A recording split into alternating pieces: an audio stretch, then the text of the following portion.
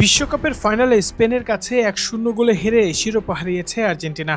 তবে পরাজয়ের পর মাঠে লড়াই ছাড়িয়ে নতুন বিতর্ক ছড়িয়ে পড়েছে সামাজিক যোগাযোগ মাধ্যমে।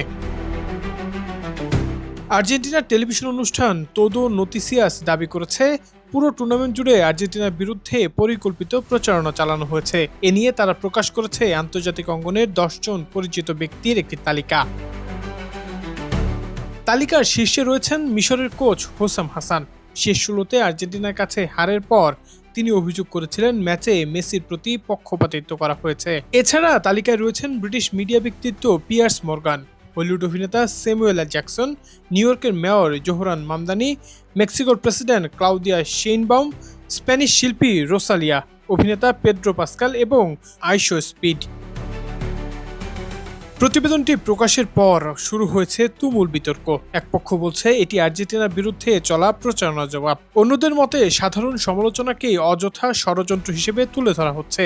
এখন প্রশ্ন, এটি কি সত্যি পরিকল্পিত প্রচারণা নাকি অতিরঞ্জিত প্রতিক্রিয়া?